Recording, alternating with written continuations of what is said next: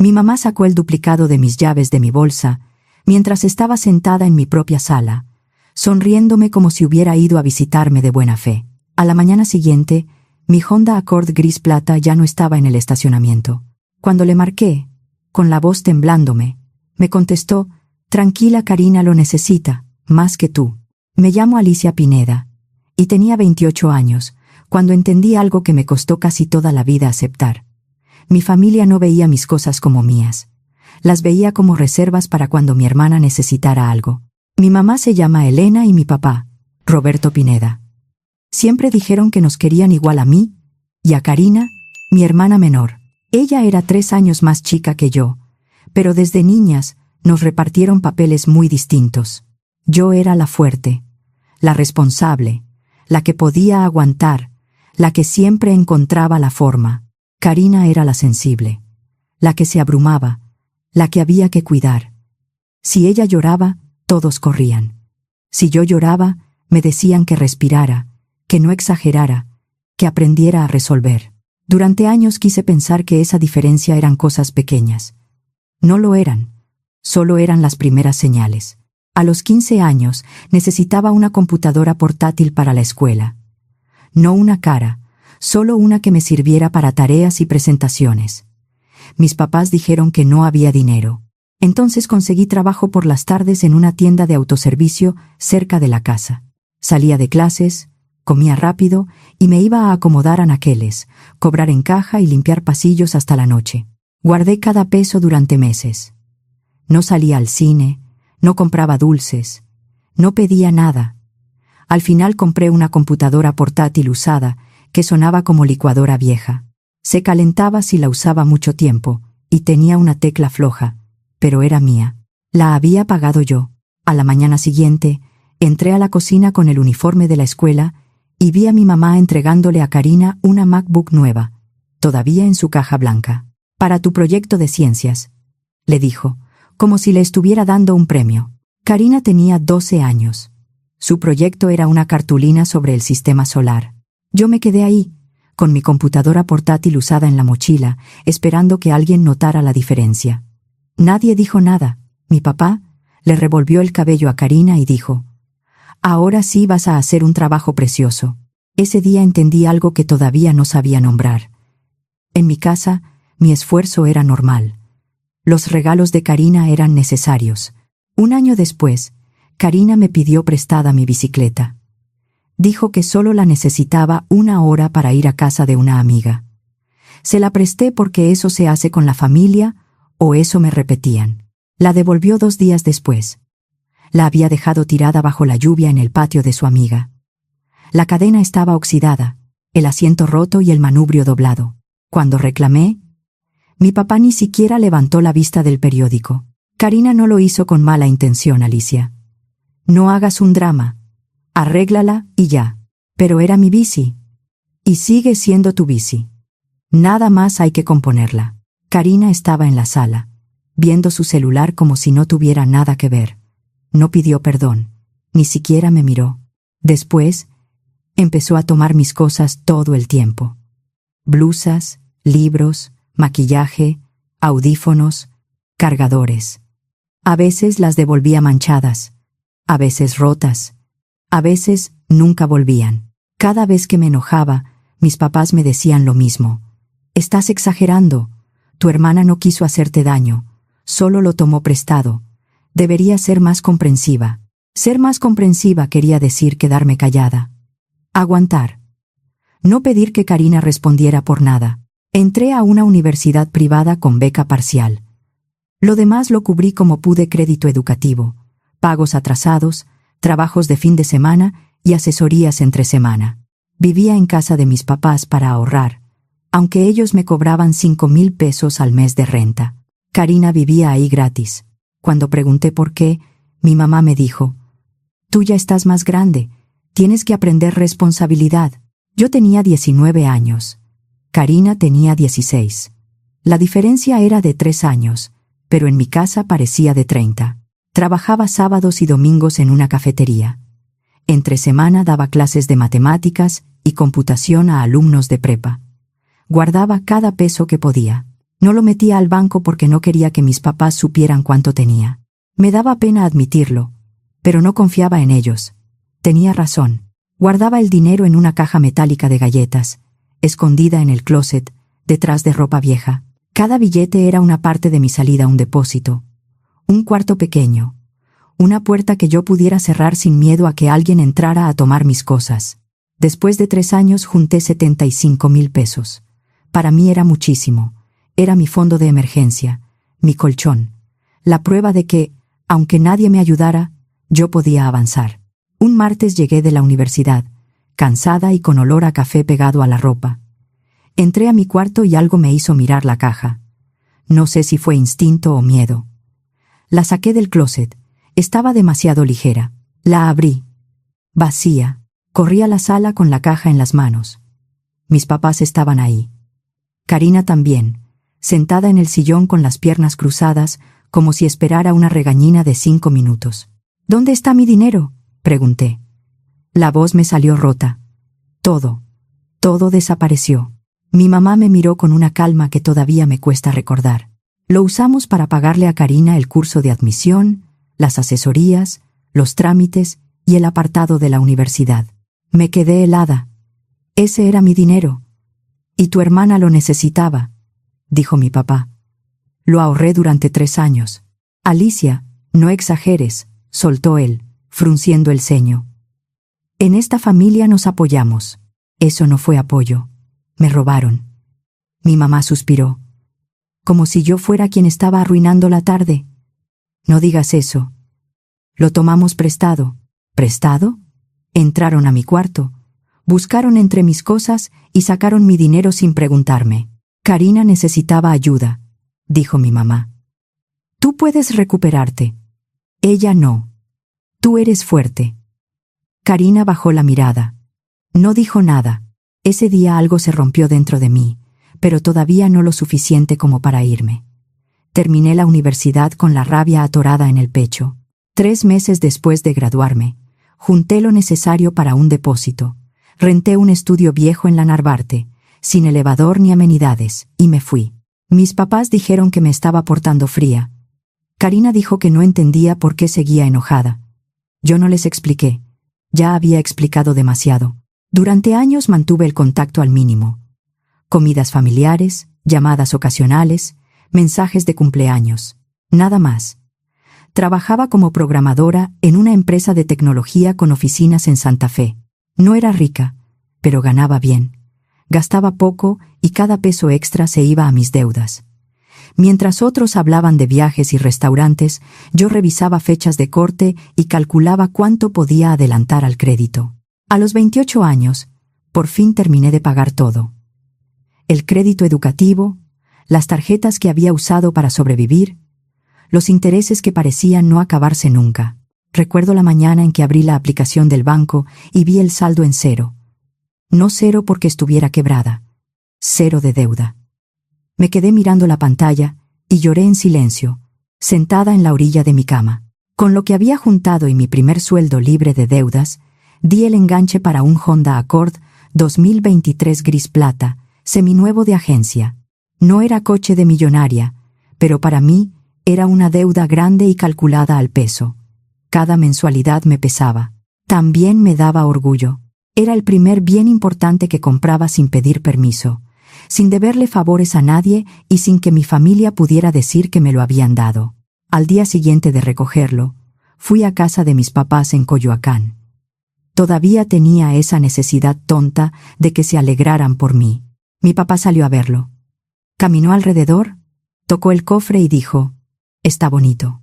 Mi mamá sonrió, pero no le llegó a los ojos. «Qué bueno, hija, te lo mereces». Karina no estaba, o eso dijeron. Yo quise creer que era un buen día, que mis papás por fin podían celebrar algo mío sin sentir que eso dejaba mal a Karina. Me equivoqué. Unas semanas después, un jueves por la mañana, bajé de mi departamento con el termo de café en una mano y la mochila en el hombro. Tenía una junta temprano y ya iba justa de tiempo. Llegué al estacionamiento. Mi lugar estaba vacío. Al principio no entendí. Me quedé mirando el espacio como si el coche fuera a aparecer si parpadeaba. Caminé por todo el estacionamiento. Revisé los niveles. Pensé que tal vez lo había dejado en otro lado la noche anterior, que estaba distraída, que estaba cansada. Pero no. Mi coche no estaba. Llamé a la administración del edificio. Nadie sabía nada. Llamé al número de la grúa que tenían pegado en la entrada. No lo habían retirado. Hablé con el vigilante. Me dijo que había visto entrar a Karina poco antes de las 6, que le dijo que yo la había mandado por unas cosas y, como ya la conocía de otras visitas, la dejó pasar. Antes de llamar al 911, llamé a mi mamá. No sé por qué. Tal vez por costumbre. Tal vez porque, cuando algo malo pasa, una parte de ti sigue queriendo a tu mamá, contestó al segundo tono. Alicia, buenos días, hija. Mamá, mi coche no está. Alguien se lo llevó. Voy a llamar a la policía, pero quería avisarte por sí. Ah, sí, Karina lo tiene. Me quedé sin aire. ¿Qué? Tu papá y yo le dimos la llave. Pasó por él temprano. La llave. La segunda llave que yo guardaba en el cierre interior de mi bolsa por miedo a perder la principal. Entonces, recordé la noche anterior. Mi mamá había llegado sin avisar. Trajo un pay de queso de la panadería y dijo que solo quería verme un rato. Se sentó en mi sala. Me hizo preguntas raras sobre mis horarios y en algún momento mi bolsa quedó junto a ella en el sillón. «¿Sacaste mis llaves de mi bolsa?», dije. «Bueno, sí. Las necesitábamos. Te llevaste mi coche». «No lo digas así». «¿Cómo quieres que lo diga?». Mi mamá soltó una risa breve, nerviosa, como si yo estuviera haciendo una escena ridícula. «No seas dramática, Alicia». Se lo dimos a Karina. Consiguió trabajo en un corporativo por Santa Fe. Sale tarde y dice que no puede seguir haciendo 2 horas en transporte. Ella lo necesita más que tú. Me agarré de la pared. Yo también cruzo media ciudad para trabajar en Santa Fe, mamá. En hora pico me aviento lo mismo o más. Pero cuando soy yo, eso nunca cuenta. Tú puedes arreglártelas unas semanas. Siempre encuentras la forma. Escuché la voz de mi papá. Mi mamá había puesto el altavoz. «El coche se queda en la familia», dijo él. «No es como si se lo hubiéramos dado a una extraña». «Ustedes ya me quitaron dinero una vez», dije. «Me quitaron mis ahorros para pagarle la universidad a Karina. Ahora me quitan mi coche». Mi mamá suspiró. Ese mismo suspiro de siempre. «No empieces otra vez con eso. Karina está pasando por un momento difícil». Me reí, pero no porque me diera gracia. Me reí porque si no lo hacía iba a gritar. Recordé la historia de Karina con los coches. El primero, usado, se lo compraron mis papás cuando tenía 22. Lo chocó al pasarse un alto cerca de Miguel Ángel de Quevedo. Dijeron que fue mala suerte. El segundo lo estrelló contra un poste 2 años después, porque venía mandando mensajes. Mi papá me pidió que no lo mencionara porque Karina estaba muy sensible. El tercero lo perdió 1 año antes de lo mío. Había tomado. No debía manejar. Aún así lo hizo. El coche quedó inservible. Mi mamá dijo que lo importante era que Karina no se hubiera lastimado, que no era momento de juzgar. 3 coches, 3 choques. 3 veces mis papás la protegieron de cualquier consecuencia, y ahora le habían dado el mío. Karina lo va a destruir, dije. Como destruye todo lo que toca cuando no le cuesta. «Qué egoísta te escuchas», dijo mi mamá, ya fría. «Tu hermana necesita apoyo y tú solo piensas en ti. No voy a seguir pagando sus errores». Mi papá habló más fuerte. «Dale unas semanas. Cuando se acomode en el trabajo, te lo devuelve». «No. Karina nunca devuelve nada de lo que toma. Nunca». Colgué. Me quedé mirando el teléfono. Las manos me temblaban tanto que casi se me cae. Luego marqué al 911. Como era temprano y había una unidad cerca, la patrulla llegó en menos de media hora. La oficial se presentó como Martínez. Era una mujer seria, con una libreta en la mano y una forma de hablar que no me hizo sentir exagerada. Le conté todo. Le enseñé la factura, la tarjeta de circulación a mi nombre, el seguro, los cargos del crédito saliendo de mi cuenta bancaria. Todo estaba a mi nombre. «¿Usted autorizó a alguien a llevarse el vehículo?», preguntó. «No». Mi mamá sacó la llave de mi bolsa y se la dieron a mi hermana. La oficial tomó nota. Me explicó que tenía que ratificar ante el Ministerio Público, pero que con mis documentos y el video podían iniciar el reporte. Luego habló con el vigilante y revisó las cámaras del estacionamiento. En el video se veía claro a las 6 de la mañana, Karina entraba caminando, abría mi coche con la llave, se subía y salía como si fuera suyo. La oficial pausó el video y me miró. «Vamos a reportarlo. Que sea familia no cambia lo que pasó». Asentí con un nudo en la garganta. Denunciar a tu propia familia se siente mal, aunque sepas que tienes razón. Hay una culpa rara que se mete por debajo de la piel, como si defenderte fuera una traición. Pero entonces imaginé a Karina manejando mi coche, tal vez diciéndole a alguien que era suyo, actuando como si yo otra vez tuviera que resignarme. Mi celular empezó a vibrar. Primero mi mamá. ¿Llamaste a la policía contra tu propia hermana? ¿Qué te pasa? Luego mi papá. Retira el reporte de inmediato. Estás rompiendo a la familia por un carro. Después Karina. No puedo creer que hicieras esto. Necesito ese coche para trabajar. Me estás arruinando la vida. Ni una disculpa. Ni una pregunta sobre cómo estaba yo. Ni una sola frase que reconociera que me habían quitado algo mío. Solo reclamos. No respondí. A la mañana siguiente, la oficial Martínez me llamó. Ubicaron su vehículo. Pararon a su hermana por exceso de velocidad sobre Periférico Sur. Al consultar las placas, salió el reporte activo. El coche fue enviado al corralón y ella está declarando. Sentí alivio y rabia al mismo tiempo. Pedí un auto por aplicación y fui al corralón esa tarde. Cuando vi mi Accord, se me hundió el estómago. Karina lo había tenido menos de un día, y parecía que lo había usado durante meses sin importarle nada. Había envolturas de hamburguesas, vasos de café frío, servilletas sucias y papas tiradas entre los asientos. En la puerta del copiloto había maquillaje embarrado. Una bebida energética se había derramado sobre la consola central y ya estaba pegajosa. Los tapetes tenían lodo. El tanque estaba casi vacío. La cobija de emergencia que yo guardaba en la cajuela estaba hecha bola en el asiento trasero. Me quedé junto al coche, con las llaves en la mano, intentando no llorar. La oficial Martínez se acercó. «La gente no cuida lo que no le costó», dijo en voz baja. Tardé 2 horas en limpiarlo lo suficiente para poder manejarlo. Cada mancha era una falta de respeto. Cada servilleta tirada era Karina diciéndome, sin palabras, que lo mío nunca había importado. Después, vinieron las vueltas al Ministerio Público, las copias, las declaraciones, los mensajes de mis papás exigiendo que arreglara el malentendido. No era un malentendido. Habían tomado mi coche sin permiso, y yo ya no iba a disfrazarlo. Una semana después, estábamos afuera de una sala de audiencias. Mis papás estaban enfrente.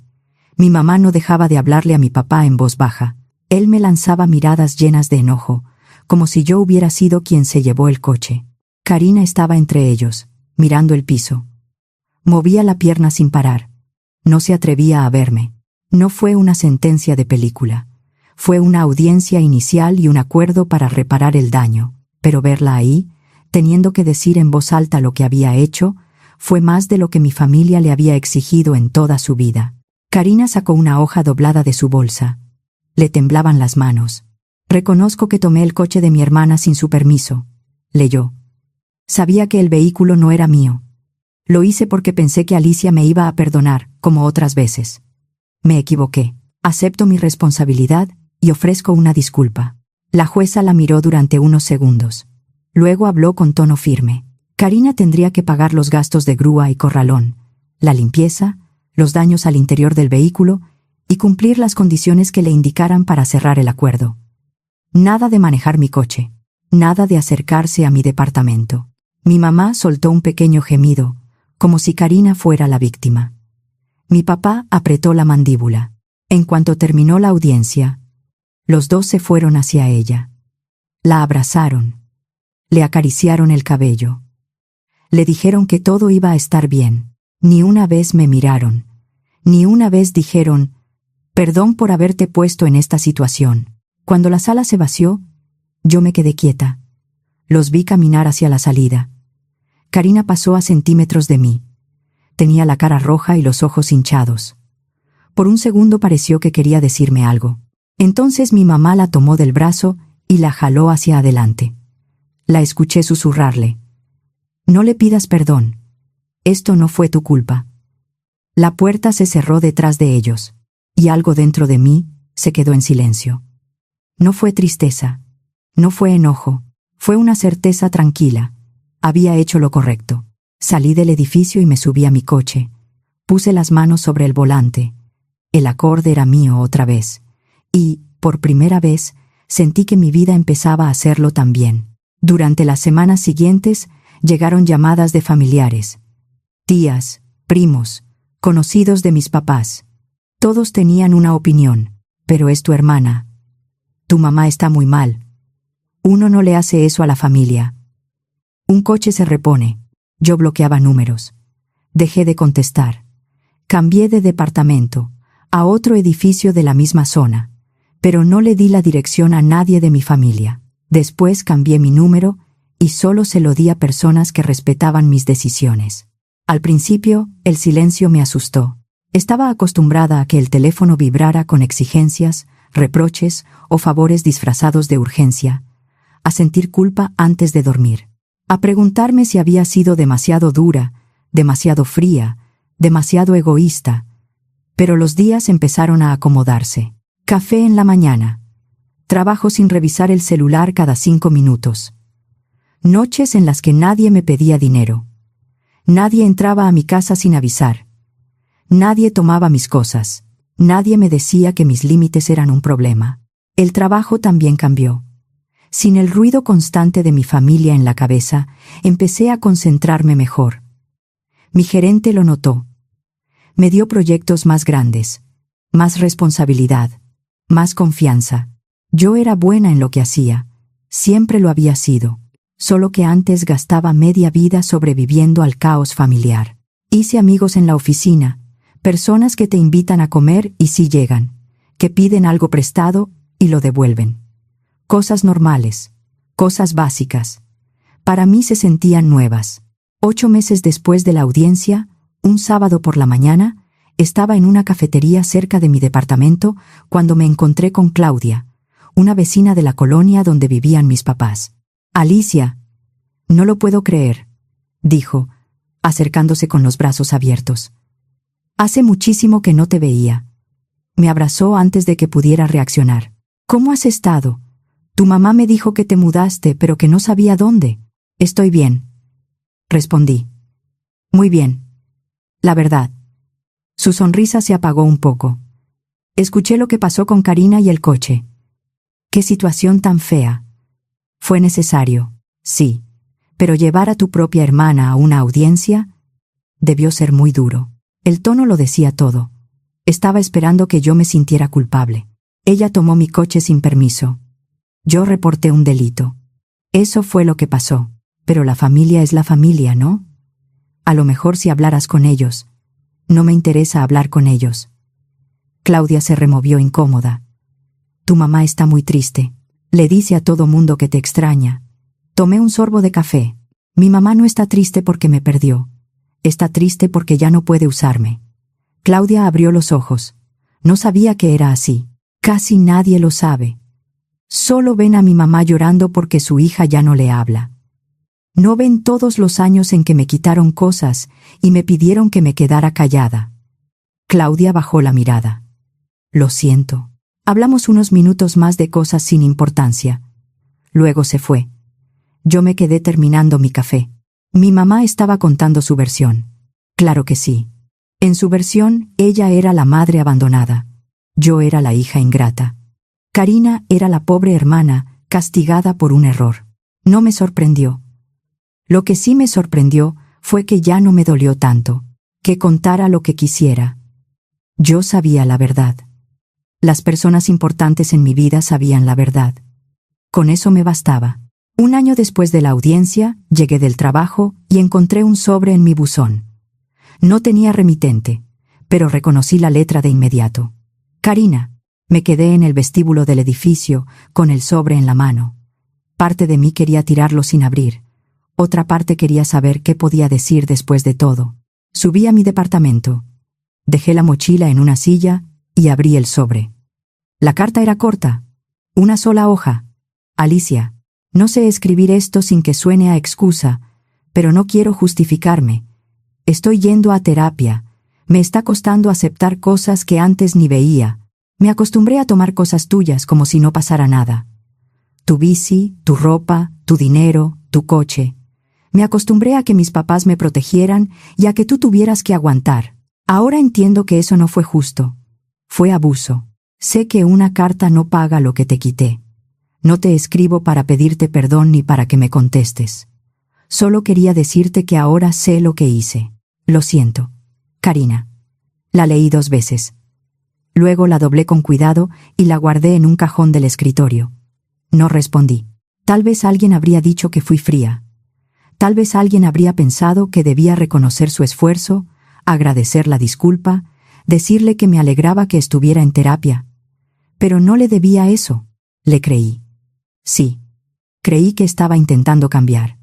Y sinceramente esperaba que lo lograra, por ella. Pero una disculpa no devolvía mi dinero. No reparaba mi bicicleta. No borraba las veces que me dijeron egoísta por defenderme. No me regresaba a una infancia donde alguien me cuidara a mí. No le respondí porque todavía no quería abrir una puerta que me había costado tanto cerrar. Seguí trabajando, volviendo a casa, sentándome en mi balcón, viviendo esa vida silenciosa que algunos llamarían aburrida y que para mí era paz. 2 años después de la audiencia, me ascendieron. Programadora senior, con responsabilidad técnica sobre un equipo pequeño, mejor sueldo, mejores prestaciones y el tipo de respeto que llevaba años intentando ganarme. Ese día salí de la oficina más tarde de lo normal. En lugar de ir directo a casa, dejé el coche estacionado y pedí un auto por aplicación para ir a cenar a un restaurante bonito en la Roma. Me senté en la barra. Pedí una copa de vino caro, un plato que normalmente me habría parecido demasiado y comí despacio. Nadie estaba ahí para tomar comida de mi plato. Nadie me pidió que pagara la cuenta de alguien más. Nadie convirtió mi logro en una comparación con Karina. Solo estaba yo, celebrando algo mío. El mesero de la barra se acercó.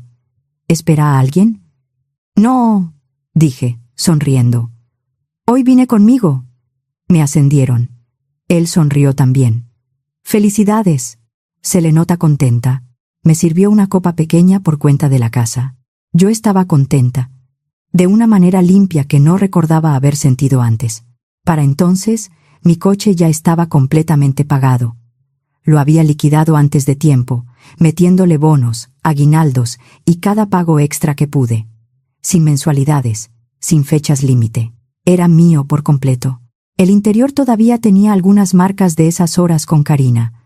Había logrado limpiar casi todo, pero una pequeña mancha en la consola nunca salió del todo. Al principio me molestaba. Después decidí dejarla así.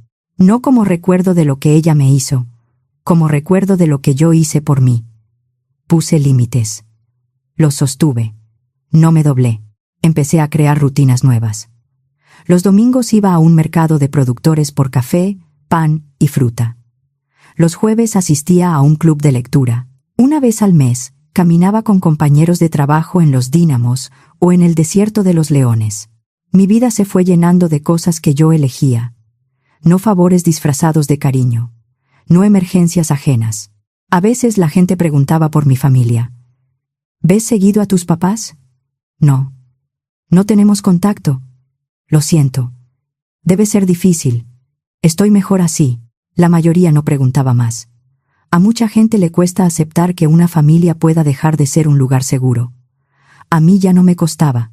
3 años después de cambiar mi número, recibí una llamada de un número desconocido. Casi no contesté, pero algo me hizo deslizar el dedo. ¿Bueno? Hubo un silencio.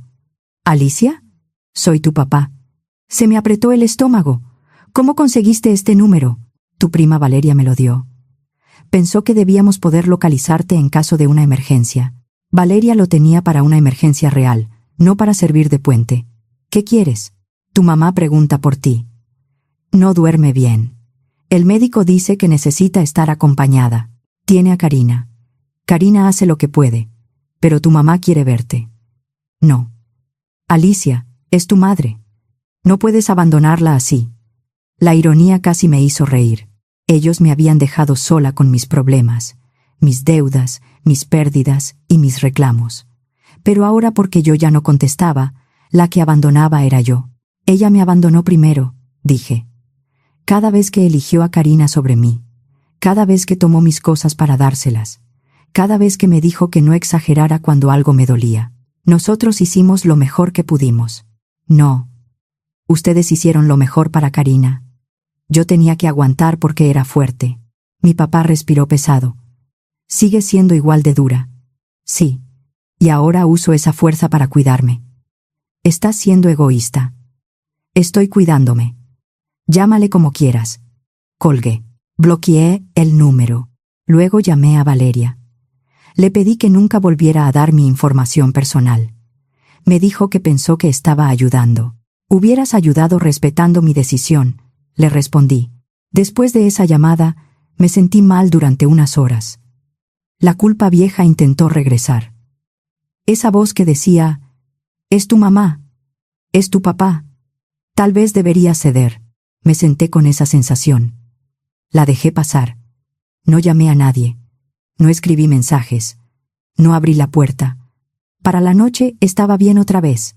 Ellos no podían llamarme solo cuando necesitaban algo. Yo no era la hija fuerte encargada de arreglar todos los problemas. 4 años después de aquella audiencia, me ofrecieron un puesto en Querétaro.